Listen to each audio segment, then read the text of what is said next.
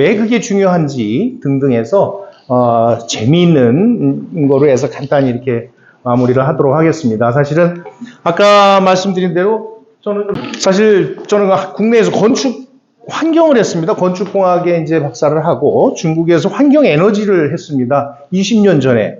그게 지금 이렇게 탄소 배출이니 기후위기 시대가 와서 제가 이렇게 여기저기 팔려다닐 줄 몰랐습니다. 그때는 이걸 생각지 않고 시작을 했는데, 지금 현재 각 분야별로, 아까 그 건설회사에 또 회장님도 계시는데, 어떤 문제가 있느냐면, 지금 만약에 기후위기로 해서 가뭄이 시작이 된다 그러면, 단순히 가뭄이 아니라, 그거는 어떤 뭐 비가 와야 되고 농작물 그러는데, 그거로 해서 문제되는 게 바로 용수 부족으로 한 농작물 가격이 상승이 된다라든가, 또 하나는 폐사들이 일어납니다. 폐사가 되면 고기값이 올라가야 되겠죠. 그리고 수산에 대한 피해, 그리고 이상기후에서 질병이 창궐이 됩니다. 우리가 뭐 그동안 메르스도 그랬고, 뭐 사스도 그랬고, 지금 코로나도 그렇고, 우리가 보이지 않는 질병으로 해서 영향이 됩니다. 그게 뭐 동물 실험실에서 시작이 됐든 간에 어쨌든 그런 바이러스들에 대한 문제들이 앞으로 우리한테 치명적으로 올 것이고, 또 하나는 이 환자들입니다. 사실 우리나라도 온열 질환자가 이미 2만 명이 넘고 있습니다. 근데 우리는 더운데 왜 온열 환자가 생길까? 그런데 바로 이 건강에 어떤 그 약한 분들에게는 가장 먼저 저러한 문제들이 생긴다는 것이고, 그리고 지금 뭐 한전이 적자라고 하죠. 그 적자에 대한 이유는 여러 가지가 있습니다만, 지금 태양광 사업이 지금 뭐 이제 정부 들어서면서 거의 스톱이 돼 있습니다. 그 배경에는 여러 가지 문제가 있는데, 어쨌든 간에 이것 또한 기후 환경하고 연관이 되는 것들이고, 그래서 이제 에너지 사용을 하다 보면 그만한 우리가 전기료가 올라가게 되고, 그러면 당연히 거기에 따른 소비 물가도 올라가게 되고 인플레 현상이 나오는 거고, 그러면 전국은 이렇게 정치적인 논리로 혼란이 오는 것들이죠. 이게 다 우리가 얘기하는 온난화라든가 기후 환경하고 연관이 있다라는 것인데, 더 중요한 게 있습니다. 사실 이런 것들은 사회적 피해나 이런 것들은 다 아실 텐데, 마찬가지. 그러면 이것을 어떻게 예방을 해야 되느냐? 이것도 뭐 말씀 안 드려도 이미 매스컴을 통해서 굉장히 들으셨을 줄이라 믿습니다. 그런데 제가 내일 모레, 그러니까 4월 1일 날 제가 또 중국 출장을 가는데, 아까 말씀드린 대로 저는 중국에서 환경 에너지 박사를 또 했기 때문에 그 얘기는 뭐냐면, 그네들하고 또 저는 한 20년을 중국에서 살았습니다. 살다 보니까 태양광이니 뭐니 앞으로는 아까 그 기술, 기계사업부, 섬유사업부 쭉 하는데, 제가 좋은 사업거리를 저도 좀 제공을 하려고 합니다. 왜냐하면 이번 가는 목적도 그런 게 있는데, 여러분 이런 기술들이 나왔습니다. 뭐 오늘 그림은 준비를 안 해왔는데, 예를 들어서 기후환경에 관련된 내용이니까, 그동안 태양광은 어떻게 했어요? 집을 짓게 되면 그 태양광 업체에서 사서 지붕 천정에다가 설치를 했습니다. 그러면 만약에 100만 원이 들어갔다. 그럼 거기서 일부는 건축주가 내고 나머지는 어떻게 보면 지원을 해줬습니다. 정부에서. 근데 지금 지원 제도가 자꾸 이제 없어지고 있어요. 그런데 지금 서울시에서 예를 들어서 가장 많이 68.7% 탄소 배출이 가장 많이 나오는 데가 어딘지 혹시 아실까요? 바로 건축물입니다. 서울시에는 58만 개 동의 건물이 있는데, 문제는 그 건물의 전체 그 에너지 사용량을 보니까 뭐 운송, 뭐 여러 가지 수송이 있는데, 전체 포함해서 건물에서 나오는 게 68.7%가 건물에서 나오다 보니까 지금 어떻게 하고 있어요? 보일러를 바꾼다든가 샤시를 교체해 준다든가 하면 지원금을 주는 겁니다. 샤시를 개인이 교체하는데 왜 지원금을 줄까요? 저는 학생들한테도 물어보면 애들이 고민을 해요. 여기 우리 위원님들은 왜 지원을, 자기가 이 냉난방 때문에 샤시를 바꿨는데 서울시에서 돈을 줘요. 보일러가 저기 하면 30만 원씩 주고. 왜일까요? 맞습니다. 냉난방에 대한 것을 이제 부하를 그 샤시를 통해서 그 부하를 잡게 되면 어떻게 돼요? 전기 사용량이 줄어든다는 얘기죠. 이런 식으로 해서 지금 계속 정책적으로도 지금 하고 있다라는 말씀을 드리고, 그래서 어떻게 해야 된다라는 말씀은 뭐 더 이상 안 드리고, 자, 탄소 중립, 탄소 배출 저감 요새 많이 나오는데, 왜 탄소 배출 이런 얘기가 왜 나올까요? 이거 중요한, 요거 자녀분들한테 말씀하셔도 좋습니다. 근데 우리가 매스컴에는 탄소 중립, 그래서 탄소 감축 2030년에 몇 프로를 줄인다고 그랬죠? 50% 줄일까요? 그러면 뭐 아무것도 하지 말아야 되겠죠? 지금 국제적으로 우리가 협약한 게 40%입니다. 그래서 2030년까지 이제 6년 남았는데 그 기준은 언제냐면 2018년 기준으로 해서 그 배출량의 40%를 2030년까지 줄여야 된다는 겁니다. 그리고 바로 2050 우리가 탄소 중립이라고 얘기하는 것은 뭐냐면 그 뒤에 2050년까지는 발생된 탄소를 싹 감축을 시켜서 제로로 만들어야 된다는 얘기예요. 심각한 얘기죠. 자, 그런데 우리가 자꾸 얘기할 때 탄소 하잖아요. 왜 탄소를 줄여야 된다고 얘기가 나올까요? 그게 바로 이겁니다. 우리가 온실가스 요인, 지구온난화의 요인은 저런 6가지 요인들이 있습니다. 뭐 메탄, 과물탄소, 뭐 아산화질소, 육불화황, 많은 유해가스들이 있는데 그 중에 CO2, 이산화탄소가 90% 이상이 됩니다. 저 지구온난화의 가장 큰 원흉이 CO2입니다. 그래서 우리가 탄소 중립, 탄소 배출 감축 이런 얘기가 나오는 겁니다. 그래서 요걸 하나 이해를 하고 가시면 왜 탄소 중립이라는 얘기를 많은 유해가스들이 있는데 왜 탄소만 얘기를 할까? 바로 거의 97%까지 우리 지구온난화, 우리가 생활하는 생활 속에서 나오는 온실가스의 주 원인이라는 것을 말씀을 드립니다. 자, 그렇다면 지금 이제 실제 증권거래소 여의도에서는 우리 주식을 사고 팔았잖아요. 지금 이미 저게 거래가 되고 있습니다. 중국은 훨씬 이전부터 했었어요. 탄소, 우리가 얘기하는 온실가스 줄이는 배출권 거래제. 앞으로는 주식처럼 삽니다. 우리 예를 들어서 건설회사가 계시고 섬유회사가 있는데 앞으로는 정부에서 건설회사에 그러면 당신들 규모에 해서 얼마만큼 배출을 할 것이냐 정부하고 약속을 합니다. 협약을 합니다. 비기업도 협약을 해요. 그래 놨는데 그거들 100%를 우리는 뭐 100톤을 줄이겠다. 그러니까 100톤을 쓰는데 그 중에 우리는 50톤만 쓰도록 하겠다. 했는데 거기서 한 70톤을 썼어요. 그럼 20톤만큼의 더 많이 쓴 거에 대해서 비용을 내는 건데 정부에 내는 게 아니라 이쪽 회사에서는 훨씬 더 감축을 했어. 그러면 20톤만큼을 돈 주고 사와야 되는 거예요. 이게 바로 우리가 얘기하는 배출권 거래제인데 이것까지도 지금 이건 시행이 됐는데 더 큰 문제가 있습니다. 그래서 오늘 오전에 롯데호텔에서 아주 근사한 식사를 하면서 오늘 모인 분들이 누구냐면 세계 물류를 하시는 물류협회의 회장단들이 다 모였는데 중요한 것은 이게 EU, 유럽에서 2026년부터 시행이 되는 게 있습니다. 이게 관건이라서 요것만 말씀드리고 간단히 제가 마무리를 하겠습니다. 뭐 복잡한 말씀드려야 시간 관계상 그렇고. 자, 앞으로 2026년부터는 EU에서 요걸 합니다. 국경, 소위 얘기하는 탄소세라고 줄이기도 하는데 탄소 국경 조정 제도. 그래서 탄소 뭐 국경세, 탄소세 이렇게 줄이는데 지금 우리나라도 이제 심각한데 내용이 보시다시피 뭐냐면요.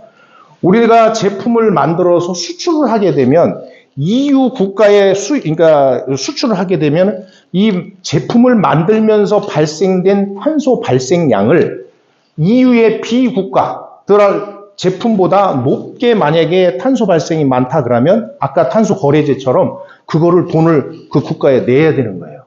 근데 그 내야 되는 것을 지금 우리가 분석을 해봤더니 2023년 그러니까 작년 기준으로 얼마가 더 하냐면 한 6,800억이 더 많이 들어가야 되고 2030년까지는 1조 8천억을 생각지도 않았던 원가로 더 들어가야 되는 거예요. 자, 그럼 어떻게 해야 되겠어요? 줄여야 되는데 정부에서도 그렇고 오늘 저도 깜짝 놀랐어요. 기업들이 뭐 탄소세 얘기는 매스컴은 많이 나오는데 제가 원탁 8명씩 앉아서 한 20테이블을 이렇게 했었는데 어떻게 해야 되죠? 그럼 우리는 물류협회니까 제가 한 분이 그래요. 그럼 우리가 줄일 수 있는 건 뭐죠? 그럼 제가 하나 얘기를 드렸어요. 자, 포장재를 어떻게 가고 있습니까? 예를 들어서 우리도 수출을 하려면 그 뭐 물건 보호하려고 포장재를 굉장히 우도 박스도 있고 여러 가지잖아요. 자, 포장재를 만약에 상품을 해서 수출을 하려고 했을 때 그 국가에서 이 포장재를 만들면서 탄소 배출량이 많았다 그러면 그 돈을 내야 됩니다. 근데 그 사장님 하시는 말씀. 그 포장재는 우리가 만든 게 아닌데요. 제조사가 따로 있는데요. 그러는 거예요. 맞는 얘기예요. 근데 지금 심각한 게 뭐냐면 포장재를 만든 회사에게 EU 국가에서 관세를 매기는 게 아니라 결국은 이 물류를 가져간 회사한테 관세를 매기는 거죠. 그 얘기는 억울하지만 어떻게 해요? 억울하지 않으려면 만들 때부터 탄소 발생되지 않는 재질로 만들어서 그걸 써야 된다는 얘기죠. 근데 여기서 문제가 있습니다. 지금 가장 발빠르게 움직이는 나라가 일본하고 캐나다인데 일본이나 캐나다에서는 어떻게 하냐면요. 지금 현재 심각한 문제가 아까 말씀대로 대기업에서 금액 야 우리가 그걸 왜 물어? 그러면 이제 협력업체로 싹 내려갑니다. 그렇죠? 전가를 해버려요. 야 당신들이 이 제품 때문에 포장재 때문에 혹은 당신들 제품 때문에 원가가 올라갔으니 아니 세금을 물었으니 당신들이 그 세금을 내라. 그럼 그게 어디로 가요? 당연히 원가로 들어갑니다. 그럼 자재값이 올라가요.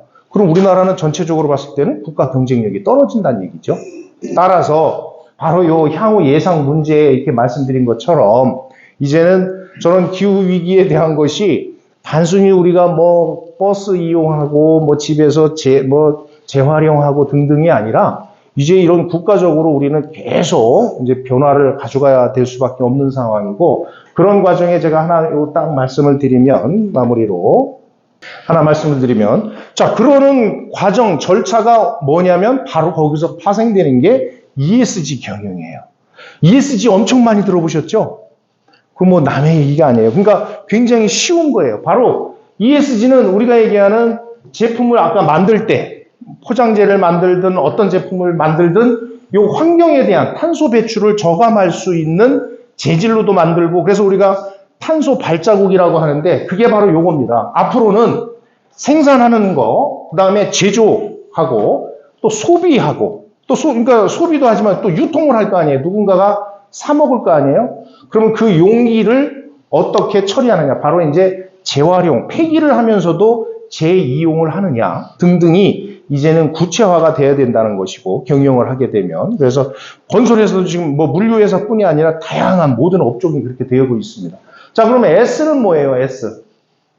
S는 요새 누굽니까? 주중 대사가 이번에 그 밑에 그 직원한테 중국에서 북경에서 주중 대사가 지금 저 대통령 친구인데 어쨌든 소송이라기보다는 외교부에 신고가 들어갔습니다. 뭐냐면 직원들한테 폭언을 한 거예요. 강압적으로 한 거예요. 그거를 그 직원이 외교부에 고발을 해버린 거야. 이런 시대가 왔어요, 지금. 이게 바로 이제 사회 속에서 같이 가고 있는 이런 회사 경영 과정 중에 인권과 평등에 대한 문제가 이제 심각하게 이제 나타나고 있는 겁니다. 옛날에 우리가 뭐 욱박지르고 그랬으면 그런가 보다 했는데 요새 그런 시대가 지냈고. 자, 그러면 G는 뭐냐면 우리가 얘기하는 거버넌스. 거버넌스라는 게 뭐 있겠어요? 이 기업 윤리인데 오늘 제가 우리 공상회에 저는 환경정책위원장을 맡고 있습니다. 그래서 우리 회장님 또 우리 총장님 해서 우리 위원님들이 환경정책 분야에 우리 저 공상회에 좀 도움을 달라 그래서 저도 수년째 이 정책위원장을 맡고 있는데 사실 이렇게 투명하게 하잖아요. 아까 총장님 또 우리 다 계신데 우리 수입이 얼마고 지출이 얼마고 어떻게 해서 모금이 됐고 어떤 좋은 기부를 했고 등등이 이게 이제 투명성 있게 돌아가야 된다는 게 바로 거버넌스거든요.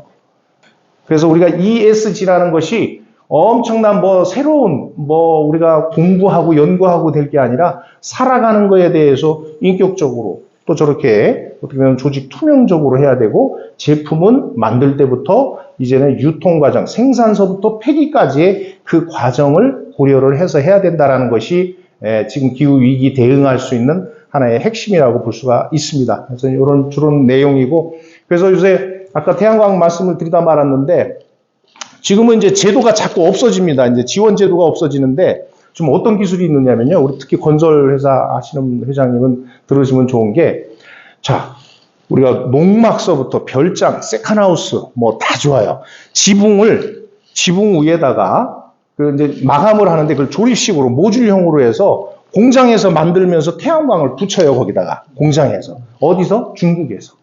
공장에서 그리고 지금 태양광이 어떤 사태까지 벌어졌냐면요. 요것만 말씀드리고 마치겠습니다. 미국에서 반도체만 지금 중국을 견제하는 게 아니라 태양광도 마찬가지예요. 우리나라가 지금 싹 죽어가면서 미국에서는 중국산 태양광을 쓰지 마라. 이게 엄포가 나오다 보니까 수입을 막고 있어요. 그러니까 어떻게 했어요? 그랬더니 미국에서는 동남아 제품을 쓰고 있어요. 그러니까 중국은 좋다. 우리 거 안 쓰면 동남아 거 써라. 그리고 동남아 게 다 들어가는데 거기에 동남아의 태양광 업체들의 지분이 다 중국 자본인 거예요. 결국은 중국 거란 얘기지. 그리고 미국의 주택을 분석을 해봤어요. 중국산이 몇 프로인가? 미국에 있는 별장이나 자가주택을. 90% 이상, 목재, 페인트, 벽체 다 중국 겁니다. 그래서 우리가 중국을 그건 아니야라기보다는 그걸 선별할 수 있는 능력을 키워야 되는데 아까 기술이 뭐냐면 그 태양광 우리나라는 한화 공장도 지금 문을 닫고 지금 다 이제 해산을 하고 있는데 그 태양광을 싼 태양광을 중국에서 판넬에 직접 제작을 해서 그 모듈형으로 해서 배로 들어오는 거예요. 무지하게 싼 거예요. 그래서 지금 우리가 농막하면 한 2, 3천만 원씩 하는 거 그냥 3분의 1로 떨어지는 거예요. 그걸 그냥 저한테 이제 제가 이제 이쪽 환경 에너지를 하니까 탄소 배출 이걸 하다 보니까 저한테 총판을 하라고 원 박사가 가서 이거 한국에 마음대로 해. 이거 우리 거 이거 뭐 안 가면 한국에도 할 수 없는 상황이지 않느냐 이런 얘기서부터. 그래서 좀 다양한 에너지 관련된 탄소 배출에 관련된 비즈니스 모델도 굉장히 많아요. 그래서 저도 우리 존경하는 우리 회장님 때문에 오늘 뭐 지금 한참 하고 있다고 지금 영상도 오고 있는데 그거보다 더 중요한 이 자리에 저도 오게 됐습니다. 어쨌든 오늘 이렇게 짧은 시간이었지만 또 기회를 주셔서 감사드립니다. 이상입니다.